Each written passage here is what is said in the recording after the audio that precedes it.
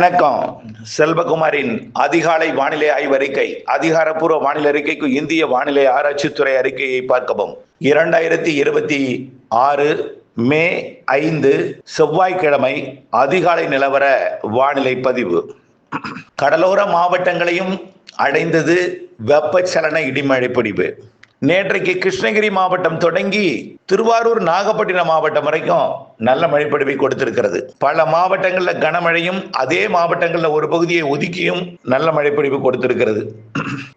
இந்த நிலையில விருதுநகர் மாவட்டம், விருதுநகர்ல 19 மில்லிமீட்டரும் கிடைக்கப்பட்ட தகவலை மட்டும் நான் அறிவிக்கிறேன். திருப்பத்தூர் மாவட்டம் வாணியம்பாடி 28 மில்லிமீட்டர், இதை விட கூடுதல் மழைப்பொழிவு பொழிந்திருக்கு. கிடைக்கப்பட்டது இதுதான். திருவாரூர் மாவட்டம் 59 மில்லிமீட்டருங்க, 6 சென்டிமீட்டர். திருவாரூர் மாவட்டம் திருத்துறைப்பூண்டி, 6 சென்டிமீட்டர் மழை. சிவகங்கை மாவட்டம் சிங்கம்புணரி 33 மில்லிமீட்டர், 3 சென்டிமீட்டர் மழை. சேலம் மாவட்டம் கங்கவள்ளி வீரகனூர் 54 மில்லிமீட்டர். மேலும் கரியக்கோவில் அணை 31 millimetre, Attur 25 millimetre, Gangavalli 20 millimetre, Thammampatti 16 millimetre, Salem 13 millimetre, Danishpettai 10 millimetre. மேலும் தலைவாசல், ஏற்காடு இதெல்லாம் நல்ல மழை. அடுத்தபடியா பார்த்தீங்கன்னா ராணிப்பேட்டை மாவட்டம் ஆற்காடு 25 மில்லிமீட்டர், கலவை பீடல்வடி 23 மில்லிமீட்டர், வாலாஜா 4 மில்லிமீட்டர். நிறைய மழை பொழிவு அந்த மாவட்டத்தில். அடுத்தபடியா நாமக்கல் மாவட்டம் மோகனூர் 6 மில்லிமீட்டர் மழை. எல்லாம் மில்லிமீட்டர் அளவில் உள்ளதுதான் கிடைக்கப்பட்டிருக்கு. நிறைய மாவட்டங்கள் மழை. தருமபுரி மாவட்டம் பெண்ணாகரம் 12 மில்லிமீட்டர். நிறைய மழைப்பொழிவு பொழிந்திருக்கிறது, அதை பார்ப்போம். கிராமப்புறங்கள்ல பெரும்பாலும் நல்ல மழை. நாகப்பட்டினம் மாவட்டம் தேவூர் 26 மில்லிமீட்டர், வலிவலம் 20 மில்லிமீட்டர், தெற்கு காடு தில்லைவிளாகம் தெற்கு காடு 30 மில்லிமீட்டர். அடுத்தபடியா உதய மார்த்தாண்டபுரம் 31 மில்லிமீட்டர். திருத்துறைப்பூண்டி தான் 6 சென்டிமீட்டர் பெஞ்சிருக்கு.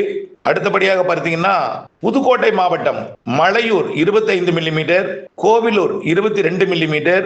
அடுத்தபடியா Sothuppalai 18 millimetre, Udaiyalipatti 34 millimetre, Keeranur 20 millimetre. அடுத்தபடியாக திருச்சி மாவட்டம் தேனேரிப்பட்டி 38 millimetre, Navalur Kuttapattu 66 millimetre. Navalur Kuttapattu 66 millimetre மழை பொழிஞ்சிருக்கு. நவலூர் குட்டப்பட்ட நாவல்பட்டு தலை, ஏதோ ரெண்டுல ஒரு ஊர் பேர் தான். கிட்டத்தட்ட ஏகப்பட்ட நல்ல மழைப்பொழிவு பொழிந்திருக்கு. அடுத்தபடியாக நிறைய இடங்கள்ல மழைங்க, பெரிய பட்டியல். மஞ்சள் வண்ணமே, அதாவது கனமழையே கிட்டத்தட்ட 10 இடங்கள்ல இருக்கு. மிதமானது முதல் சற்று கனமழை, ஏகப்பட்ட இடங்கள். லேசான மழை, நனைக்கும் மழை, தூறல் மழைலாம் நிறைய இடங்கள் இருக்கு. அந்த மழையில சென்னை எட்டல என்ன மழை, சென்னை திருவள்ளூர் கடலோரம் எட்டல. அப்புறம் டெல்டாவிலையும் உள்பகுதியில் ஆங்காங்கே ஒதுக்கி இருக்கு. ராமநாதபுரம், தென் மாவட்டங்கள், தூத்துக்குடி, திருநெல்வேலி ஒதுக்கி இருக்கு. இந்த நிலையில வரக்கூடிய நாட்கள்ல மழை எப்படி இருக்கும் என்பதை பார்ப்போம். தற்பொழுது நிலநடுக்கோட்டு இந்திய பெருங்கடல் மற்றும் அதனை ஒட்டிய தென்மேற்கு வங்கக்கடலை ஒட்டிய தெற்கு மத்திய மற்றும் தென்மேற்கு வங்கக்கடல் மற்றும் நிலநடுக்கோட்டு இந்திய பெருங்கடல்ல காற்று சுழற்சி உருவாகிவிட்டது. அதாவது தமிழ்நாடு மற்றும் இலங்கை அதனை ஒட்டியுள்ள வங்கக்கடல் அப்படியே நிலநடுக்கோட்டு இந்திய பெருங்கடல் வரைக்கும் காற்று சுழற்சி உருவாகிவிட்டது. இந்த காற்று சுழற்சி 7ஆம் தேதி மிக நெருங்கி வரும். 8ஆம் தேதியிலிருந்து தீவிரமடையும். 8ஆம் தேதியிலிருந்து 14ஆம் தேதி வரைக்கும் 8, 9, 10, 11, 12, 13, 14 என்ற ஒரு வாரம் தமிழ்நாட்டு கரைக்கு மிக நெருக்கமாகவே நகர்ந்து ஒரு வாரம் இதே வானிலை தான். நாம ஏற்கனவே சொன்னதெல்லாம் நினைவுபடுத்தணும். நம்மளோட வானிலை அறிக்கை மிக துல்லியமா இருக்கு. ஆனால் உங்களுடைய ஆதரவு மட்டும்தான் இல்லை. காரணம் புரிதல் இல்லாமை காரணமாகத்தான். அக்னி வெயில் காலத்துல மழை இருக்கும். இந்த அளவுக்கு வெயில் வாட்டம்னு அச்சப்படாதீங்க. ஏப்ரல்லையே இந்த வெயிலா இருக்கு, அப்ப மே அக்னில அதிகமா இருக்கும்னு நினைக்காதீங்க. மழை அதுல வரப்போகுதுன்னு சொன்னோம். 2 பக்கமும் 2 சிஸ்டம் சொன்னோம். அதனை தொடர்ந்து மேலும் சிஸ்டங்கள் உருவாகும்னு சொன்னோம். முன்கூட்டியே தொடங்கும் தென்மேற்கு பருவமழைன்னு சொன்னோம். ஆகவே இதெல்லாம் சரியாக அமைய போகிறது. ஆக இதன் அடிப்படையில் இப்பொழுது பெய்து கொண்டிருக்கூடிய வெப்பச்சலன இடிமழை பொழிவை பொறுத்த வரைக்கும் இன்றைக்கு மேற்கு தொடர்ச்சி மலை மாவட்டங்கள், பாலக்காட்டு, கணவாய் உட்பட. சார், எனக்கு கோயம்புத்தூர் மழை பெய்யலையே, எப்ப பெய்யும் சொல்றீங்க. உடுமலைப்பேட்டையில எங்க வயல்ல இன்னும் எங்க காட்டுல மழை இல்லை அப்படின்னு நீங்க நிறைய பேர் சொல்றீங்க. அப்படி சொல்லும் பொழுது கூட நேற்றைக்கு பொள்ளாச்சியில 5 சென்டிமீட்டருக்கு மேல மழை பொழிஞ்சிருக்குங்க. ஆனமலை, பொள்ளாச்சி எல்லாம் பல இடங்கள்ல. அதே பூமி உடுமலைப்பேட்டை சுற்று வட்டாரம் தூறல், குடிமங்கலம் மழை, இப்படி ஆங்காங்கே அந்த மழைப்பொழிவும் இருந்தது. இன்றைக்கு நீலகிரி முதல் கன்னியாகுமரி வரைக்கும் மேற்கு தொடர்ச்சி மலை, அதாவது இன்றைக்கு செவ்வாய்க்கிழமை 5ஆம் தேதி மேற்கு தொடர்ச்சி மலையில் தொடங்கும் மழை மாலையில நீலகிரி ஈரோடு மற்றும் சேலம், கிருஷ்ணகிரி, தர்மபுரி, திருப்பூர், கோயம்புத்தூர், திண்டுக்கல், கரூர் மற்றும் தேனி, மதுரை, விருதுநகர், திருநெல்வேலி, தென்காசி, கன்னியாகுமரி இந்த மாவட்டங்களுக்கு எல்லாம் மழைப்பொழிவை மாலையில கொடுக்க தொடங்கி அப்படியே கல்வராயன் மலைப்பகுதி மதுரையில் இருந்து வேலூர் வரைக்கும் உள்ள பகுதிகள், வேலூர், திருப்பத்தூர், நம்ம ஏற்கனவே கிருஷ்ணகிரி, தர்மபுரி சொல்லிட்டேன், இப்ப அதையும் தாண்டி வரும் இன்றைக்கு இரவு. வேலூர், திருப்பத்தூர், திருவண்ணாமலை, கள்ளக்குறிச்சி மற்றும் ஒட்டுமொத்த கல்வராயன் மலைப்பகுதி மற்றும் சேலம் மற்றும் கள்ளக்குறிச்சி மாவட்ட எல்லைப்பகுதி, சேலம் மற்றும் கடலூர் மாவட்ட எல்லைப்பகுதி, தம்மம்பட்டி உட்பட, கொல்லிமலை உட்பட இன்றைக்கு நல்ல மழைப்பொழிவு இன்றைக்கு இரவு கிடைக்கும். அதே போல திருச்சி மாவட்டத்தின் வடக்கு பகுதி, திருச்சி மாநகர் பகுதி, திருச்சி தெற்கு பகுதி, புதுக்கோட்டை மாவட்டம் பொன்னமராவதி மற்றும் நத்தம், திண்டுக்கல் மாவட்டம், மதுரை மாவட்டம், புதுக்கோட்டை, சிவகங்கை, இந்த திருச்சி இந்த மாவட்டங்கள் சந்திக்கும் இடம் மதுரை மாநகர் உட்பட. அடுத்தபடியாக சிவகங்கை, புதுக்கோட்டை மாவட்டத்தில் இன்றைக்கு ஆலங்குடிக்கு வாய்ப்பு பிரகாசமா இருக்கு. அப்புறம் பெரும்பாலான புதுக்கோட்டை மாவட்ட பகுதிகளில் இன்றைக்கு வாய்ப்பு இருக்கு. அப்படியே அந்த மழைப்பொழிவு புதுக்கோட்டை மற்றும் தஞ்சாவூர், திருவாரூர், நாகப்பட்டினம், காரைக்கால், மயிலாடுதுறை மற்றும் திருச்சியை தாண்டிய பெரம்பலூர், அரியலூர், கடலூர், மயிலாடுதுறை, காரைக்கால், கடலூர், அரியலூர் எல்லாமே இன்றைக்கு மழை வாய்ப்பு இருக்கு. அதே போல புதுச்சேரி, கள்ளக்குறிச்சி, விழுப்புரத்திற்கும் மழை வாய்ப்பு இருக்கு. சென்னைக்கும் கொடுக்கலாம், பொறுத்திருந்து பார்க்கணும். சரி, எல்லா மாவட்டங்களுக்கும் மழை இருக்கு, ஒதுக்கிட்டே இருக்கே, எங்க ஊர் சொல்லலையே, மழையும் ஒதுக்குது, உங்கள் வாயாலையும் மழை பெய்யும்னு சொல்ல மாட்டீங்களே அப்படின்னு சொல்ல நினைக்கிறீங்க நீங்க. கண்டிப்பா மழை பெய்யும். தாழ்வு நிலை வந்தால் கோடை போல் இருக்காது.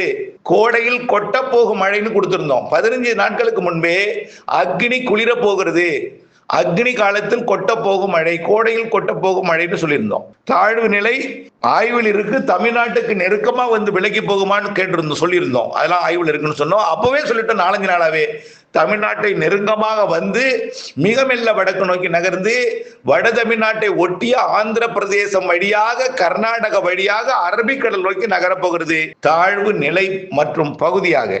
இது 6ஆம் தேதி வங்கக்கடலோரம் மழைப்பிடிப்பை கொடுத்து 6ஆம் தேதி அதிகாலை மீண்டும் புதன்கிழமை 6ஆம் தேதி தென் மாவட்டங்கள்ல தீவிரமடையும். ஏன்னா காற்று சுழற்சி நிலநடுக்கோட்டு இந்திய பெருங்கடல் மற்றும் இலங்கையில் இருந்துதான் இலங்கையை ஒட்டிய பகுதிக்கு வரப்போகுது.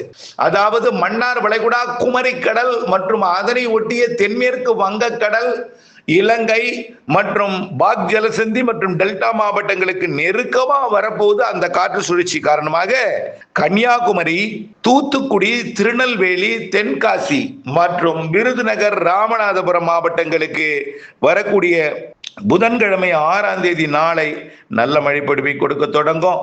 அதே மழை விருதுநகருக்கும், ராமநாதபுரம் உள்பகுதி, விருதுநகர் மாவட்டம் கிழக்கு பகுதி மற்றும் மதுரை மாவட்டத்திலையும், தேனி, திண்டுக்கல், நீலகிரி, திருப்பூர் மாவட்ட பாலக்காட்டு கணவாய் பகுதி மற்றும் கோயம்புத்தூர் மாவட்ட பாலக்காட்டு கணவாய் பகுதி, கோயம்புத்தூர் மாநகரம், திருப்பூர், பொள்ளாச்சி, திருப்பூர் மாவட்டத்தோட உடுமலைப்பேட்டை மற்றும் மடத்துக்குளம், குண்டடம், பழனி, ஒட்டஞ்சத்திரம், இப்படியே திண்டுக்கல், திருப்பூர், கோயம்புத்தூர் மாவட்டத்தில் காற்று பகுதிக்கும், கரூர் மாவட்டத்தோட அரவக்குறிச்சி மற்றும் அங்கு இதுவரைக்கும் பழைய பெய்யாத பழ விடுதி போன்ற பகுதிகள் மற்றும் அப்படியே கரூர் மாவட்டத்தோட தெற்கு பகுதி, திண்டுக்கல் மாவட்ட பகுதி, இதெல்லாமே நாமக்கல், சேலம், கிருஷ்ணகிரி, தர்மபுரி எல்லாம் புதன்கிழமை மழையின் அளவு தீவிரமடையும் கேரளாவிற்கும். அப்புறம் 6ஆம் தேதி இரவு பலத்த மழைப்பொழிவு இருக்கிறது. கல்வராயன் மலைப்பகுதியை ஒட்டிய மாவட்டங்கள் 2 பக்கமுமே, கிருஷ்ணகிரி, தர்மபுரி, சேலம், நாமக்கல், திருச்சி மாவட்டத்தில் 3 பக்கமுமே, அதாவது மத்திய பகுதி, வடக்கு பகுதி, தெற்கு பகுதி, கரூர் மற்றும் ஈரோடு, நாமக்கல், சேலம் மற்றும் மதுரை, அப்படியே கோயம்புத்தூர், திருப்பூர் எல்லாமே நல்ல மழை கொடுத்து பிறகு அப்படியே திருச்சி மாவட்டத்துக்கு வந்து கல்வராயன் மலைப்பகுதி அப்படியே பெங்களூர் வரைக்குமே பெய்து அப்படியே கல்வராயன் மலைப்பகுதிக்கு வந்து திருப்பத்தூர், வேலூர் மாவட்டம் முதல் மதுரை மாவட்டம் வரைக்கும் உள்ள பகுதிகளுக்கு கொடுத்து பிறகு வங்க கடலோரத்தின் அனைத்து மாவட்டங்களுக்கும் வரக்கூடிய புதன்கிழமை இரவு, வியாழக்கிழமை அதிகாலை நல்ல மழைப்பொழிவை கொடுக்கும். ரைட். வியாழக்கிழமை 7ஆம் தேதி என்ன ஆகுன்னா புதிய காற்று சுழற்சி இலங்கை அருகே வந்துடும். மேகமூட்டம் தான் ஒரு மழை காலம் போல வானிலையாக மாறிடும். மேகமூட்டம், தூறல் தொடங்கும், ஆங்காங்கே மழைப்பொழிவு இருந்து கொண்டே இருக்கும். வெயில் என்பது இருக்காது, நல்லா புரிஞ்சுக்குங்க. இப்போ வெயில் எங்க பார்த்தாலும் குறைய தொடங்கினோம். 40, 41, 42 டிகிரி வரைக்கும் போன வேலூர் இனிமேல் 39 குறைந்துவிடும். இன்றைக்கு 40 தொட்டாலும் 39க்கு தான் அதிக வாய்ப்பு. இன்றைக்கு வேலூர் தான் அதிக வெயில், 39 இருக்கும். ஆனால் நாளைக்கு 38 குறைஞ்சிரும், 100 டிகிரியா குறைஞ்சிரும்.